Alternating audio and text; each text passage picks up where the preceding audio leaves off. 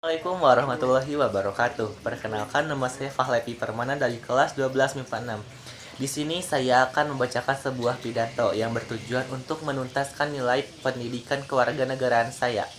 Baiklah, kita mulai. Assalamualaikum warahmatullahi wabarakatuh. Alhamdulillahirabbil alamin wassalat wasahbihi nasta'inu ala umudin waddin wassalatu wassalamu ala asrofil anbiya wal mursalin amma ba'du. Pertama-tama marilah kita panjatkan puji serta syukur kehadirat Allah Subhanahu wa taala atas rahmat yang telah diberikan kepada kita sehingga kita dapat melaksanakan aktivitas kita sehari-hari. Yang saya hormati, dalam kesempatan yang insya Allah mubaroh ini, saya akan membawakan pidato yang berjudul meningkatkan bela negara. Teman-teman tahu kenapa saya membawakan pidato dengan berjudul tersebut? Suatu pembelaan negara merupakan suatu kewajiban bagi seluruh warga negaranya. Oleh sebab itu, apakah kita juga sudah melakukan bela negara kita sendiri? Banyak orang yang bersorak ramai akan membela negaranya demi menciptakan kedamaian di negeri ini. Tapi apa yang terjadi? Sepertinya justru mereka sendiri yang telah banyak sekali melakukan perusakan serta tawuran. Apakah hasil dari tawuran tersebut baik untuk menguntungkan masyarakat? Tentu saja tidak. Seperti kerusakan terhadap fasilitas-fasilitas masyarakat seperti kaca-kaca pecah, jendela, semua hancur karena tawuran tersebut. Kalau sepertinya itu, apa gunanya mereka meneriakan akan terus mengingatkan usaha pembelaan negara sementara mereka sendiri masih suka merusak negaranya sendiri? Seharusnya aksi bela negara tidak hanya dilakukan dengan bersorak-sorak, tapi juga dengan tindakan nyata yang entah itu secara fisik maupun non fisik. Contoh secara fisiknya seperti melawan sebuah aksi-aksi yang menentang kedamaian negara Indonesia. Secara non fisik misalnya dengan cara meningkatkan rasa nasionalisme kita terhadap negara Indonesia.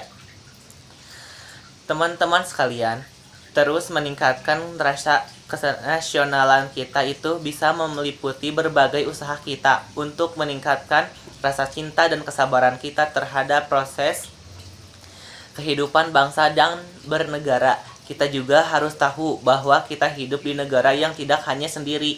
Oleh sebab itu, semakin kita cinta terhadap kehidupan di negeri ini, maka itu akan berarti besar rasa nasionalisme kita yang ikut pun akan bertambah. Oleh sebab itu, kita merupakan generasi muda, terutama anggota pramuka yang mana itu juga merupakan mentor penggerak perkembangan negara Indonesia yang saat ini.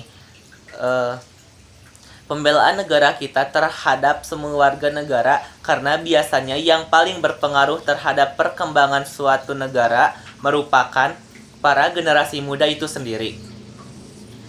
Teman-teman sekalian, kewajiban bela negara tidak hanya diperuntukkan sebagai generasi muda, tapi juga untuk seluruh warga negara itu.